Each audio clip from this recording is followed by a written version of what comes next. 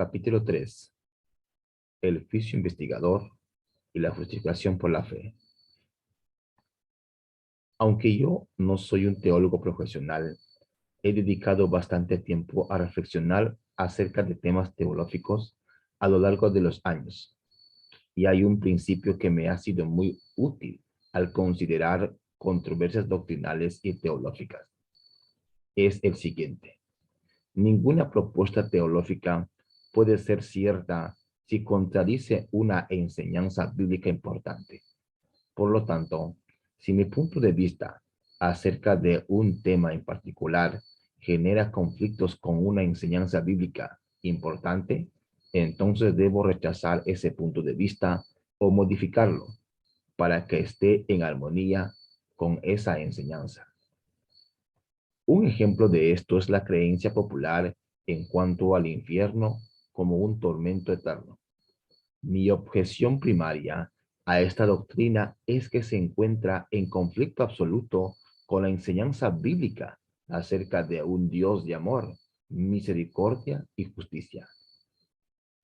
Mi amigo George Knight escribió un artículo acerca del infierno para la revista Saint of the Times, Señales de los Tiempos, hace varios años, que se titulaba El Hitler Infinito.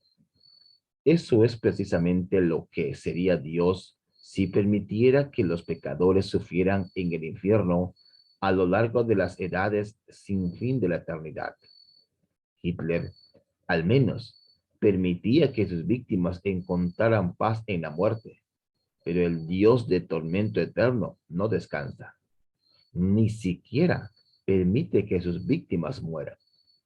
Si condenamos a Hitler como un tirano brutal, entonces debíamos juzgar de igual manera a un Dios que mantuviera a sus víctimas vivas a lo largo de las edades sin fin de la eternidad, simplemente para poder mantenerlas quemándose. Esto simplemente no concuerda con el Dios justo, misericordioso, amante que describe la Biblia. Esta es la razón principal por la cual rechazo la doctrina del tormento eterno. Apliqué este mismo principio al considerar la objeción de la enseñanza adventista en cuanto al juicio investigador, que se me presentó mi amigo de la Iglesia de Dios, a quien mencioné en el capítulo 2.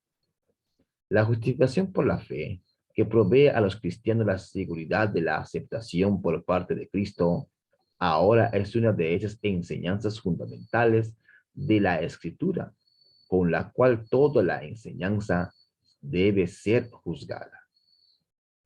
Cualquier doctrina que contradiga esa enseñanza debe ser necesariamente una doctrina falsa. Debemos revisar nuestra comprensión de esa doctrina para que esté en armonía con el Evangelio o rechazarla como errónea. En el capítulo anterior, señalé por qué creo que la doctrina adventista del juicio investigador es bíblica y hablé de su relación con el Evangelio. En este capítulo explicaré el Evangelio de la justificación por la fe con más detalles y compararé la doctrina del juicio investigador con dicho Evangelio. Dios tiene un problema enorme. Solamente puede permitir que ingresen al cielo personas que sean absolutamente perfectas.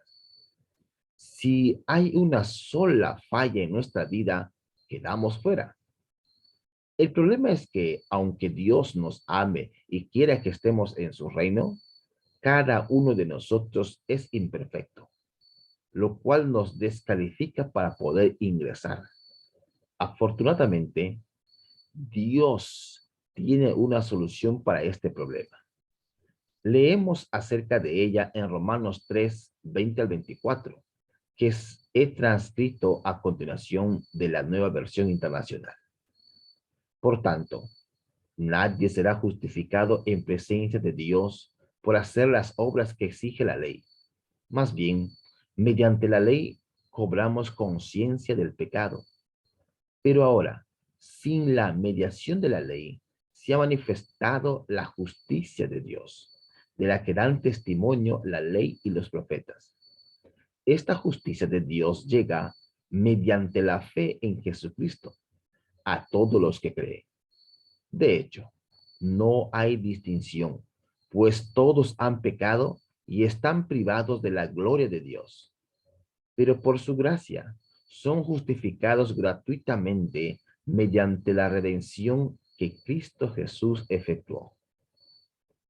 El versículo 20 dice que tú y yo no podemos ser justificados por nuestros esfuerzos por guardar la ley de Dios.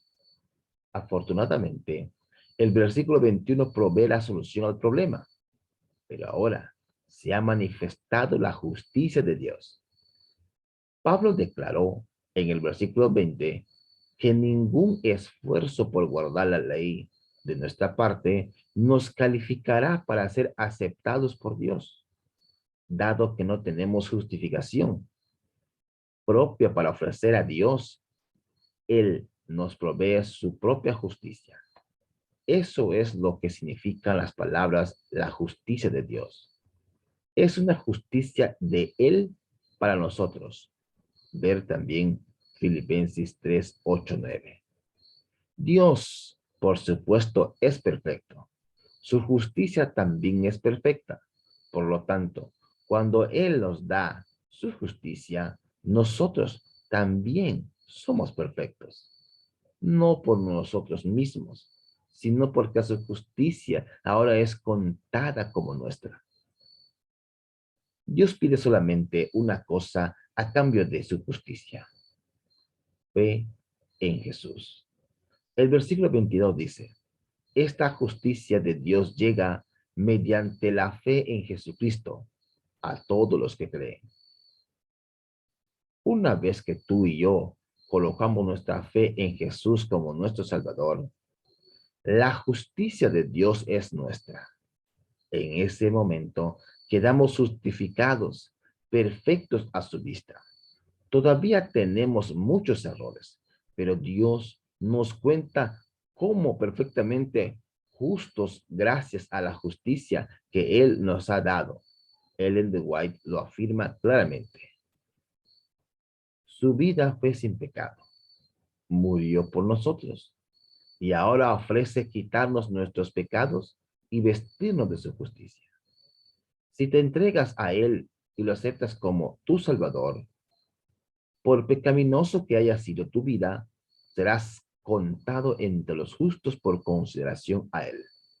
El carácter de Cristo toma el lugar del tuyo y eres aceptado por Dios como si no hubieras pecado. Nota los conceptos expresados por Ellen White. Cristo quita nuestros pecados y nos da su justicia. Nos cuenta como justos.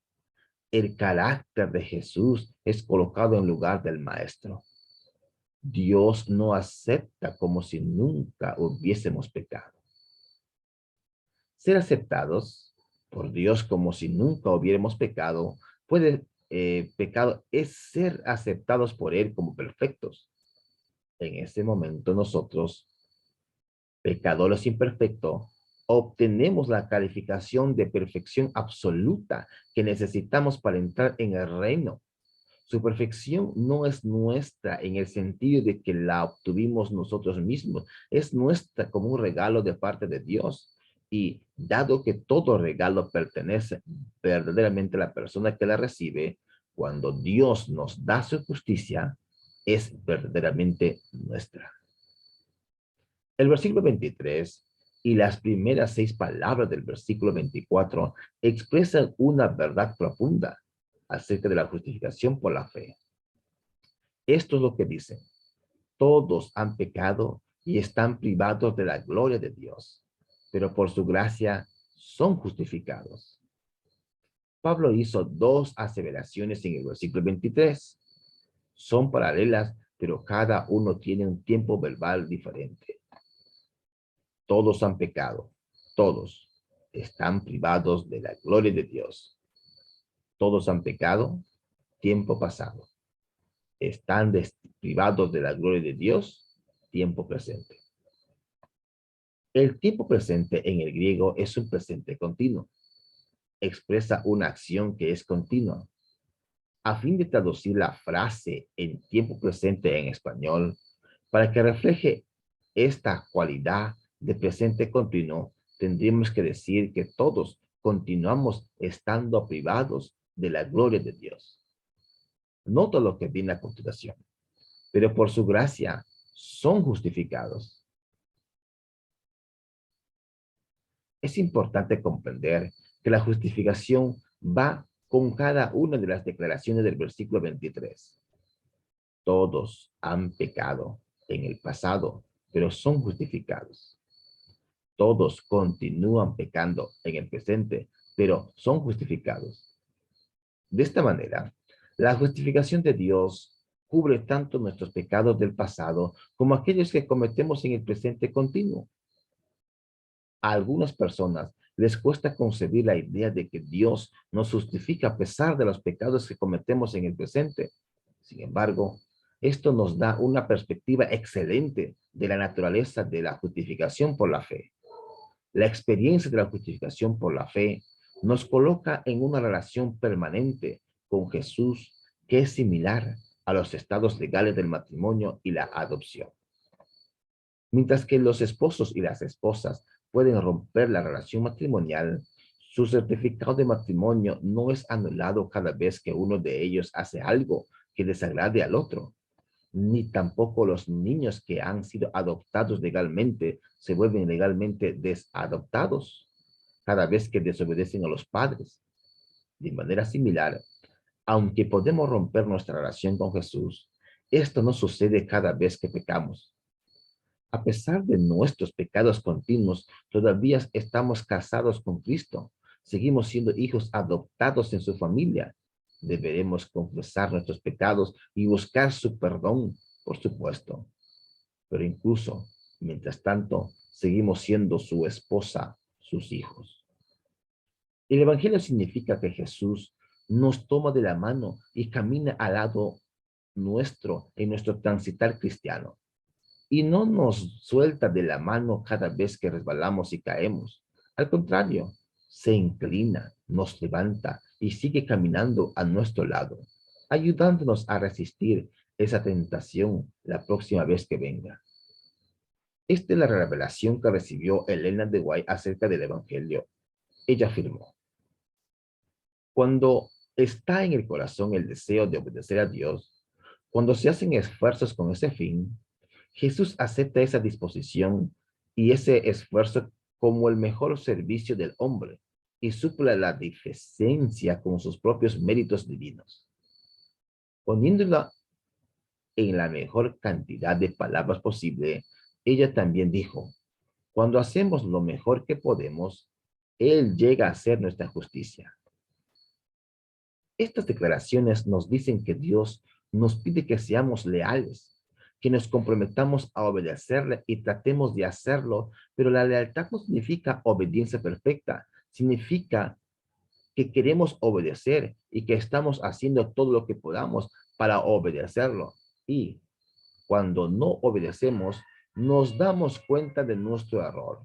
Estamos arrepentidos y nos proponemos hacerlo mejor la próxima vez. Elena de White habló en cierto lugar de aquellos que desean sinceramente hacer lo recto. Cuando tenemos ese tipo de lealtad y fallamos en obedecerle, Jesús compensa ese fracaso con su justicia y lo hace instantáneamente. Eso no es lo mismo que una vez salvo, siempre salvo. La idea de que una vez que aceptemos a Cristo, no podemos volver atrás. Podríamos rebelarnos, podríamos abandonar nuestra relación con Cristo y desgraciadamente algunas personas lo hacen. Pero siempre y cuando mantengamos nuestra lealtad y nuestro compromiso con Él, siempre y cuando deseemos sinceramente hacer lo recto, Jesús permanece a nuestro lado, aun cuando rebelemos y caigamos.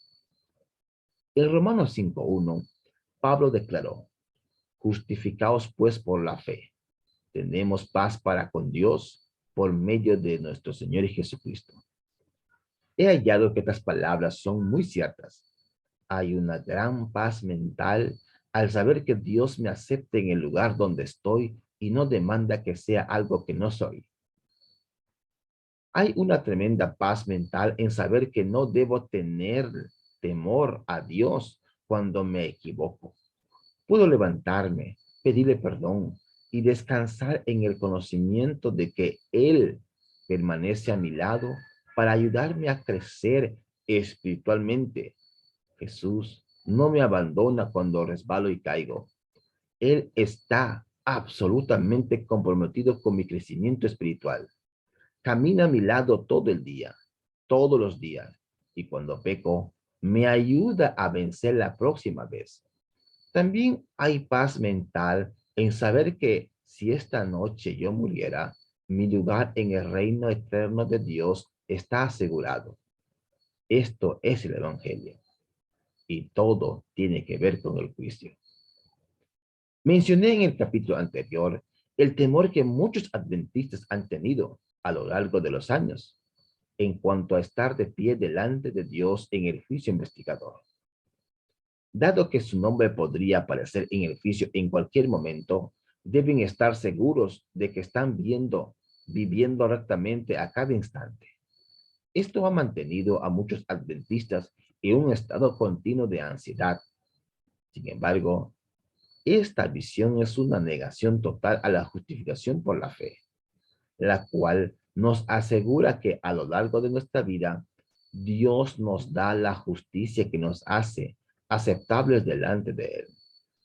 Cuando en nuestro sincero deseo obedecer a Dios, cuando estamos comprometidos a servirlo, podemos descansar en la seguridad de que su justicia nos cubre aun cuando fallamos. Y no debemos estar preocupados en cuanto a si estos errores afectan nuestro destino eterno. Un poco de reflexión revelará que una visión del juicio basada en el temor es, en realidad, una teología de justicia por obras, porque sugiere que la posición del cristiano delante de Dios depende de si está o no viviendo rectamente en todo momento. Esto no es para minimizar la importancia de vivir rectamente. Dios está muy interesado en que vivamos rectamente. Pero vivir rectamente no es la base de su aceptación de nosotros. La base de su aceptación de nosotros es la justicia de Cristo, no la nuestra. Y eso es tan cierto cuando nuestro nombre aparece en el juicio como en cualquier otro momento de nuestra vida.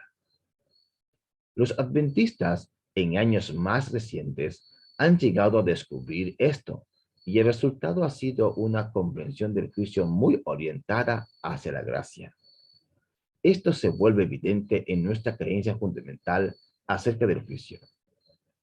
El juicio investigador revela a las inteligencias celestiales quienes de entre los muertos duermen en Cristo, siendo, por lo tanto, considerados dignos en Él de participar en la primera resurrección. También torna de manifiesto quién de entre los vivos permanece en Cristo, guardando los mandamientos de Dios y la fe de Jesús, estando, por lo tanto, en Él, preparado para ser trasladado a su reino eterno. Este juicio vindica la justicia de Dios al salvar a los que creen en Jesús. De acuerdo con esa declaración, nuestra situación delante de Dios en el juicio depende de si dormimos en Cristo, si hemos muerto antes del juicio o si permanecemos en Cristo, si todavía estamos vivos. Depende de si creemos en Jesús, no de cuán bien hemos vivido, es decir, de nuestra buena conducta. El Tratado de Teología Adventista del Séptimo Día tomó una visión similar del juicio investigador. Como creyentes, podemos hacer frente con confianza a cada aspecto del juicio. Con Pablo afirmamos, Dios es el que justifica. ¿Quién es el que condenará? Romanos 8, 33, 34. Nuestra seguridad de salvación y nuestra fe descansa en Dios, quien es tanto Salvador como juez. Los fieles son salvados en el Señor, quien misericordiosamente perdona sus pecados, nuestro mediador celestial. 1 de Juan 1:9, 1 de Timoteo 2:5, Hebreos 9:15, 12:24. Quien pagó nuestra deuda, Hebreos 10:12 al 14, y en cuyos méritos podemos hacer frente al juicio con confianza. Por medio de nuestro Señor Jesucristo, podemos acercarnos confiadamente al trono de la gracia, porque es nuestro abogado para con el Padre. Hebreos 4:16, 1 de Juan 2:1. Nuestra relación con nuestro mediador, abogado y sumo sacerdote nos da confianza en el día del juicio. Nota que la palabra confianza o alguno de sus derivados aparece 4 veces en estos párrafos. Podemos hacer frente con confianza a cada aspecto del juicio. Por los méritos de Cristo, podemos hacer frente al juicio con confianza. Podemos acercarnos confiadamente al trono de la gracia. Y por último, nuestra relación con nuestro mediador, abogado y sumo sacerdote nos da confianza en el día del juicio. Dios desea que veamos el juicio con confianza en los méritos de Jesús, que ha aplicado a nuestro caso para que podamos estar de pie delante de Dios, como si no hubiéramos pecado. ¿Significa esto que nuestras obras no cuentan para nada en el juicio? Por supuesto que no. Salomón declaró: porque Dios traerá toda obra a juicio, juntamente con toda cosa encubierta, sea buena o sea mala. Eclesiastés 12:14. Jesús afirmó: de toda palabra ociosa que hablen los hombres, de ella darán cuenta en el día del juicio. Mateo 12:36. Y Pablo declaró: porque es necesario que todos nosotros compadezcamos ante el tribunal de Cristo, para que cada uno reciba según lo que haya hecho mientras estaba en el cuerpo, sea bueno o sea malo. 2 Corintios 5:10. De este modo, la idea de que nuestras obras serán consideradas en el juicio es enteramente bíblica. Elena de White hizo declaraciones bastante severas acerca de nuestra responsabilidad en el juicio. En su libro El conflicto de los siglos, ella afirmó: todos los que deseen que sus nombres sean conservados en el libro de la vida deben ahora, en los pocos días que les quedan en este tiempo de gracia, afligir sus almas ante Dios con verdadero arrepentimiento y dolor por sus pecados. Hay que escudriñar honda y sinceramente el corazón. Hay que deponer el espíritu liviano y frívolo al que se entregan tantos cristianos de profesión, empeñada a lucha espera a todos aquellos que quieren subyugar las malas inclinaciones que tratan de dominarlos. La obra de preparación es obra individual. No somos salvados en grupos. La pureza y la devoción de uno no suplirá la falta de estas cualidades en otros. Si bien todas las naciones deben pasar en juicio ante Dios, sin embargo, Él examinará el caso de cada individuo de un modo tan rígido y minucioso como si no hubiese otro ser en la tierra. Cada cual tiene que ser probado y encontrado sin mancha, ni arruga, ni cosa semejante.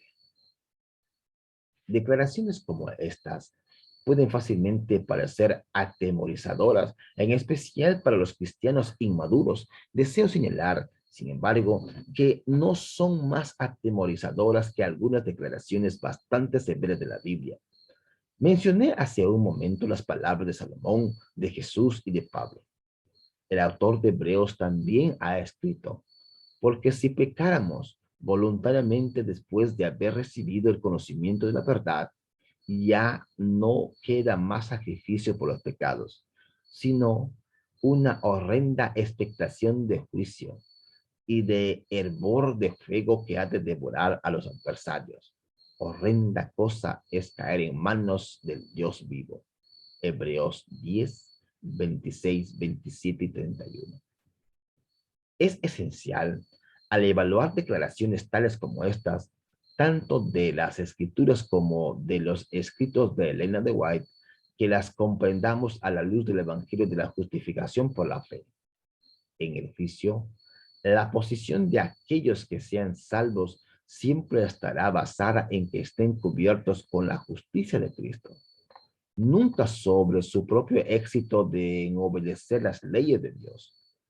En la declaración de Elena de White, que cité más arriba, ella dijo: cada cual tiene que ser probado y encontrado sin mancha, ni arruga, ni cosa semejante. La única forma en que podemos estar de pie ante el juicio sin mancha ni arruga es al recibir el don de justicia de Cristo. Esta es la razón por la cual Elena de White declaró: el carácter del cristiano toma el lugar del vuestro, y vosotros sois aceptados por Dios como si no hubiésemos pecado. Y cuando hacemos lo mejor que podamos, Él llega a ser nuestra justicia. En años recientes, algunos adventistas del séptimo día han enfatizado que el juicio investigador, Cristo, obra como nuestro mediador. Creo que este es un énfasis muy apropiado.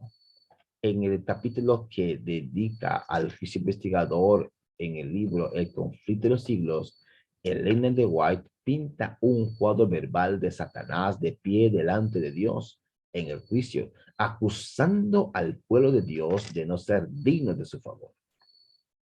Mientras que Jesús intercede por los súbditos de su gracia, Satanás los acusa ante Dios como transgresores.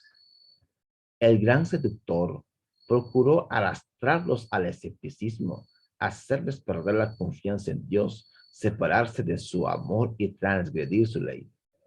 Ahora él señala la historia de sus vidas, los defectos de carácter, la falta de semejanza con Cristo, lo que deshonró a su Redentor, todos los pecados que les indujo a cometer, y a causa de estos los reclama como sus súbditos. Nota la respuesta de Jesús a sus acusaciones. Jesús no disculpa sus pecados, pero muestra su arrepentimiento y su fe, y reclamando el perdón por ellos, levanta sus manos heridas ante el Padre y los ángeles santos diciendo: los conozco, sus nombres los he grabado en las palmas de mis manos. Cristo revestirá a sus fieles con su propia justicia para presentarlos a su Padre como una iglesia gloriosa, no teniendo mancha, ni arruga, ni cosa semejante. Por favor, nada que en el juicio Jesús responde a las acusaciones de Satanás contra el pueblo de Dios al aseverar que son justos por causa de su fe. Voy a decir algo que puede sorprenderte. No tengo conocimiento en ningún texto de la Biblia que diga que Jesús es nuestro mediador en el juicio. El Nuevo Testamento lo identifica como un mediador. 1 Timoteo 2:5 dice: porque hay un solo Dios y un solo mediador entre Dios y los hombres, Jesucristo hombre. Y otros textos describen su ministerio mediador, aun cuando no utilizan la palabra mediador. Por ejemplo, 1 de Juan 2:1 dice: hijitos míos, estas cosas os escribo para que no pequéis. Y si alguno hubiere pecado, abogado tenemos para con el Padre, a Jesucristo el justo. Y Hebreos da una descripción extensa de Cristo como nuestro mediador, sumo sacerdotal en el santuario celestial. Ver Hebreos 8:1 al 6. Hebreos 9:24 dice: porque no entró Cristo en el santuario hecho de mal, figura del verdadero, sino en el cielo mismo para presentarse ahora por nosotros ante Dios. Pero, ¿de dónde tenemos la idea de que Cristo es nuestro mediador en el santuario celestial durante el juicio investigador? Aunque la Biblia no dice directamente que Él cumpla esa función de esa manera, es una conclusión lógica basada y lo que sí dice acerca de Cristo como nuestro mediador. Si Él está en el santuario celestial como nuestro mediador, en todos los demás aspectos, entonces también será nuestro mediador durante el juicio. Pero, ¿por qué sería necesario un mediador durante el juicio? Para obtener la respuesta a esta pregunta, debemos comprender el juicio investigador a la luz del conflicto entre el bien y el mal que ha estado arreciando en el universo desde que Satanás se rebeló contra Dios en el cielo. Debemos entender el juicio investigador a la luz de lo que los adventistas históricamente han llamado el gran conflicto.